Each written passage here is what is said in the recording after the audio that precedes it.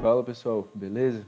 Professor Juliano Leal aqui em mais um vídeo da playlist de circuitos elétricos de corrente alternada, e esse vídeo trata sobre fasores e como fazermos o diagrama fasorial. E os fasores são mecanismos que a gente utiliza para a representação de grandezas senoidais por meio de números complexos. Então nesse vídeo nós vamos fazer a correlação do que já foi estudado anteriormente entre trigonometria e números complexos. Então, caso você queira revisar esses conteúdos, vou deixar aqui os vídeos na descrição desse vídeo e também aqui nos cards interativos que vão aparecer aqui em cima, referentes a essas aulas passadas. Então, quando a gente estava trabalhando com sinais de tensão e corrente constantes, corrente contínua, nós não nos preocupávamos com a variação desse sinal ao longo do tempo, dado que, em teoria, não há variação em função do tempo desse sinal. Então, por exemplo, aqui no sinal A, V, que é função de t, vai ser igual a uma constante, V1, que é igual a 10 volts. Significa, então, que esse sinal vai permanecer aqui constante ao longo do tempo, com um valor aí de 10 volts. Beleza? Então, não há variação desse sinal ao longo do tempo. Então, por item A, bem como por uma corrente aqui no item B. Essa corrente, que é função do tempo aqui, vai ser igual a I1, uma constante, que é igual a 5 amperes. Então vejam que essa grandeza também é constante aqui, por exemplo, em 5 amperes. Desse modo, nós temos a relação linear entre tensão e corrente.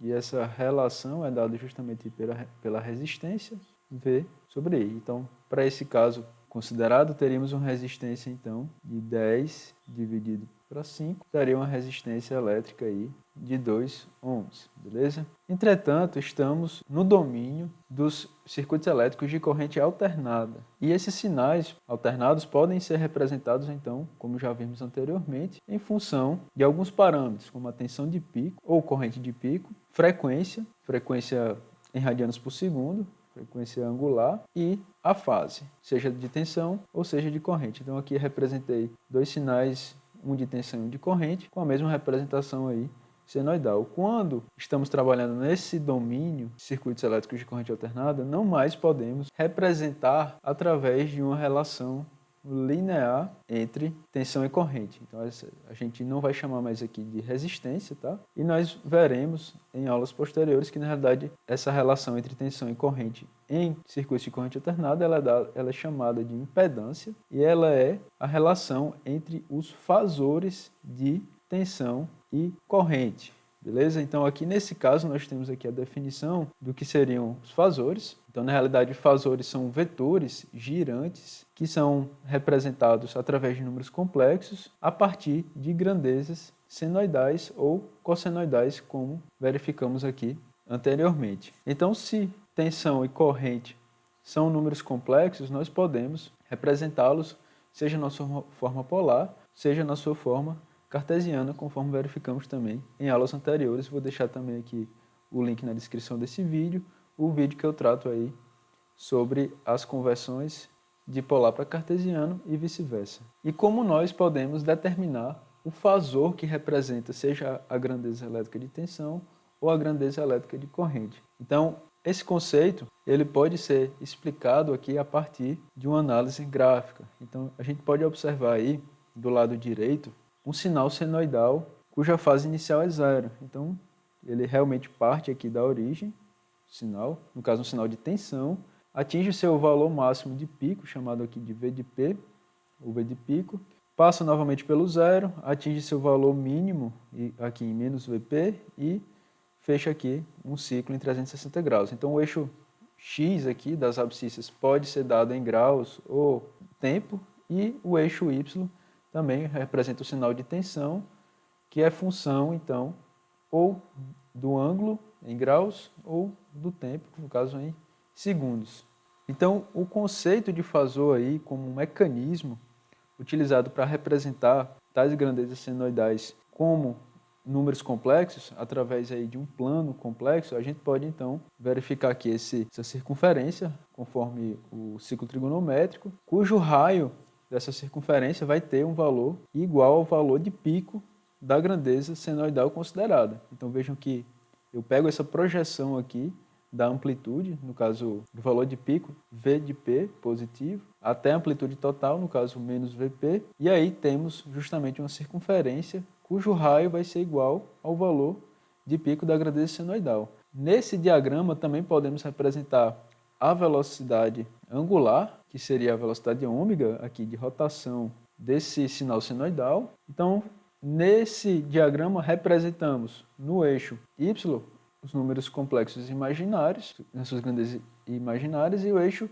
X, a parte real desse número complexo. Então, se a gente pegar a projeção desse sinal senoidal no instante t igual a zero, teremos então o fasor desse sinal senoidal. Então, aqui no caso, vejam que o sinal senoidal ele parte aqui do zero. Então, se eu representar esse sinal senoidal aqui no plano dos números complexos, cujo raio é igual ao valor de pico dessa senoide, temos então aqui a representação em vermelho desse fasor. Então, esse fasor ele está realmente aqui no eixo X, girando com a velocidade ômega, que seria justamente aqui a frequência angular desse sinal senoidal. Tá, ainda está meio confuso, então vamos ver um outro exemplo. Então, imagine que agora eu tenho vou fazer o caminho inverso. Então, imagine agora que eu tenho um fasor que está representado aqui na esquerda, com o seu raio igual aqui ao valor de pico da amplitude do sinal senoidal, com esse segmento, como sendo esse segmento de reta aqui em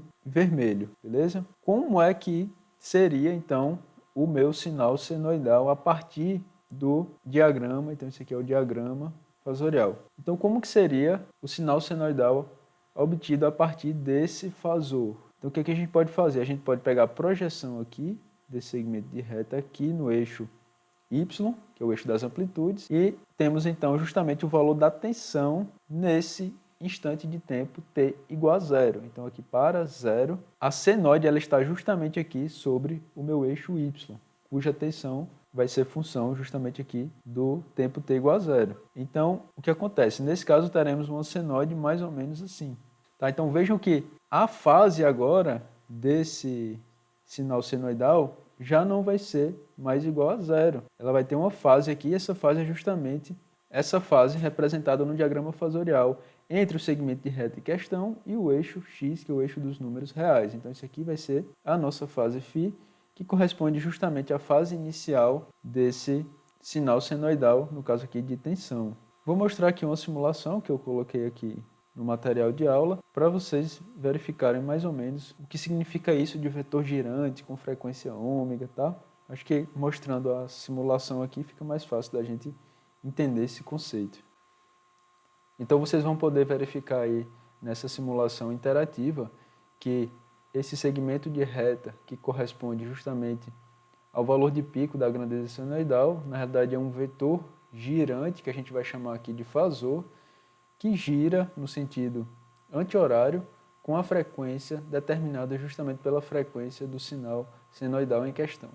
Então eu vou dar aqui o play. E aí temos a senoide justamente com o diagrama fasorial.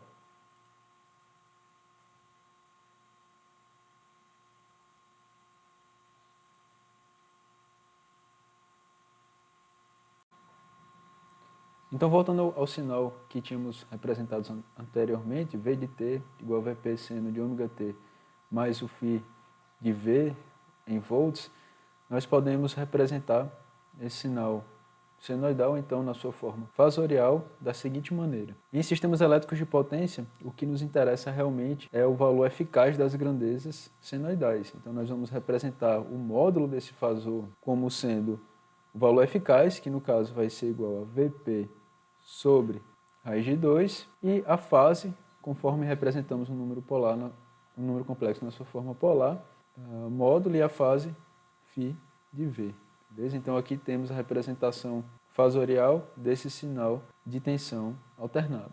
E isso é representado por meio de um diagrama fasorial. Então esse fasor ele pode ser identificado em um diagrama fasorial a partir de um referencial cartesiano dos números complexos, por meio do seu módulo, a partir da sua grandeza eficaz e da sua fase. Então, nesse caso aí temos um módulo Vp sobre raiz de 2, cuja fase aqui corresponde a o meu φ de V. Lembrando que esse fasor ele gira no sentido anti-horário com a velocidade angular igual a ômega, beleza?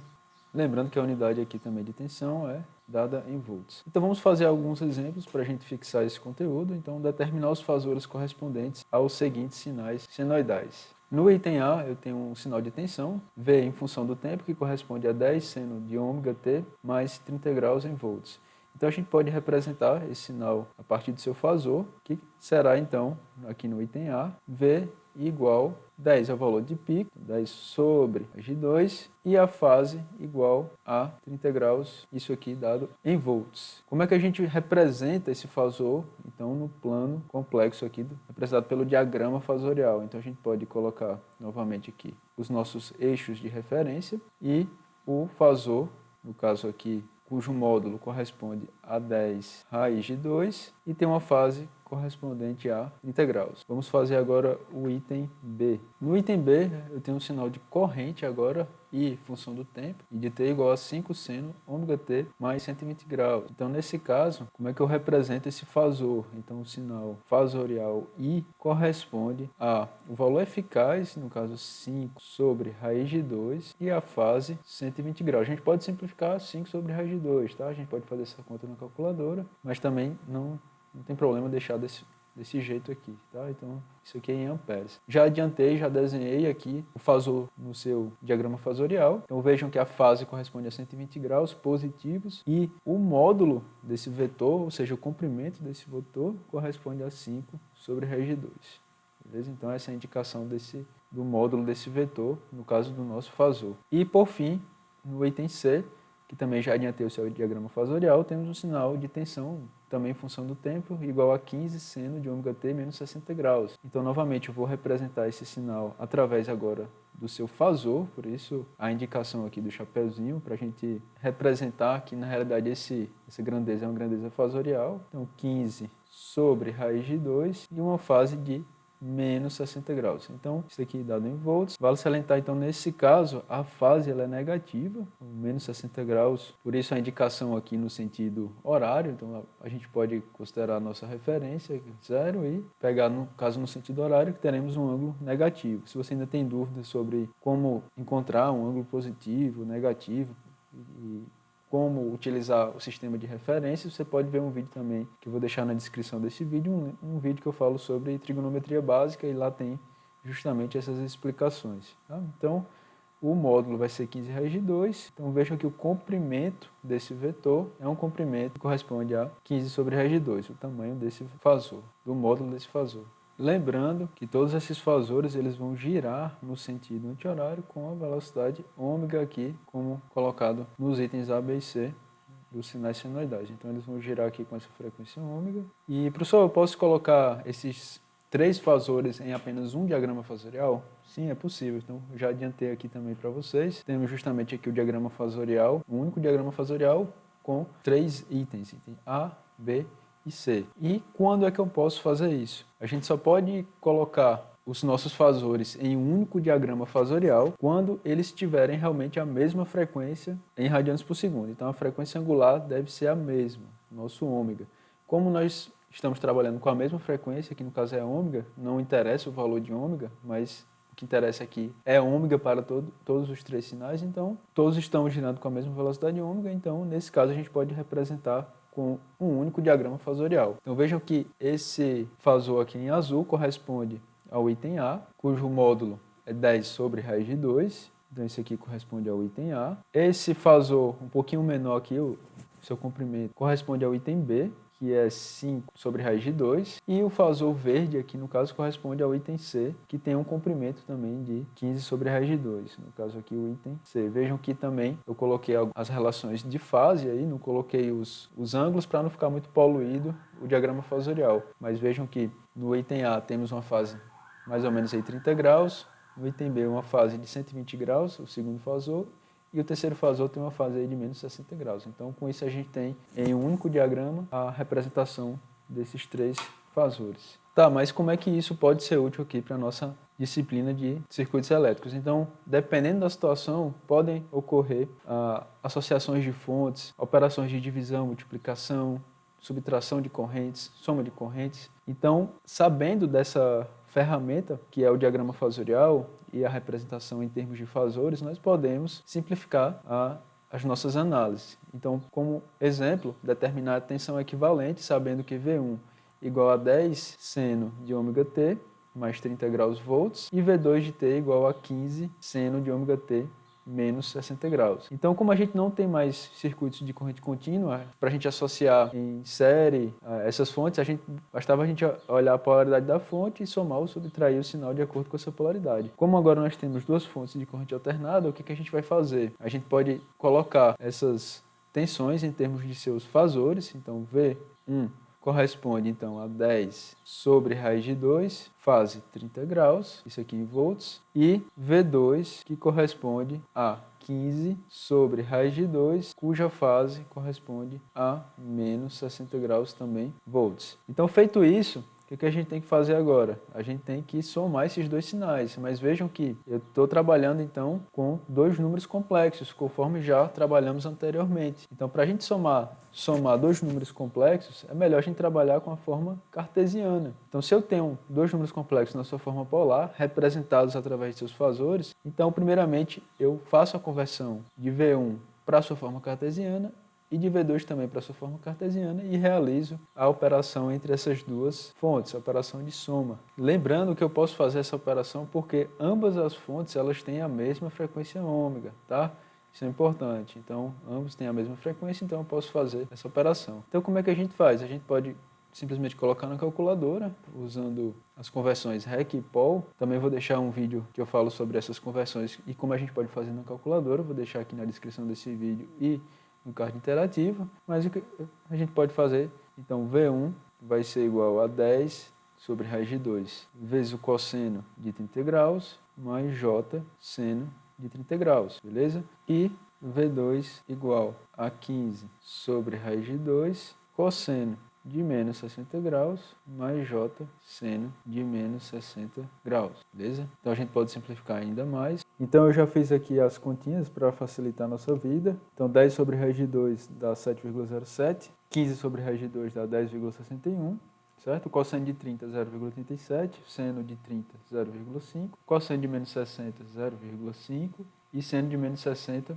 menos 0,87. Então faço o produto desses de 7,07 com 0,87, 7,07 com 0,5, vai encontrar então um V1 de 6,15 mais J 3,53 volts. E o V2 também, eu aplico o produto 10,61 vezes 0,5 dá 5,3 e 10,61 vezes menos 0,87 dá menos 9,23, beleza? Então a gente pode fazer, somar V1 e V2 agora a parte real com real, imaginária com imaginária. V1 mais V2 então vai ser igual a 11,45 menos J 5,7 volts, beleza? Então a gente pode deixar essa resposta nesse formato, ou se a gente quiser colocar no formato fasorial, basta converter então esse resultado da forma cartesiana para a forma polar. Então V1 mais V2 vai ser igual a 12,79 com a fase de menos 26,46 graus. Então essa unidade também aí dada em volts, beleza? Então eu já coloquei aqui também o diagrama fasorial aí de V1, V2 e do resultante,